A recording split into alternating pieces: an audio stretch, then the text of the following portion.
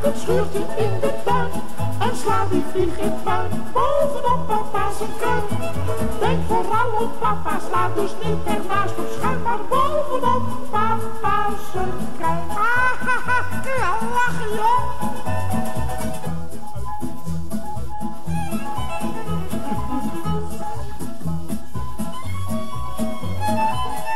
Ik heb me jullie zwaar vergist. Hij is de enige die me heeft gemist. Leg de houten hamer in het schuurtje in de tuin. Dat vliegt niet op zijn kruin. Willy kwijt voor geen fortuin. Want pa heeft sinds die keer al bak die vliegen nog zo bruin.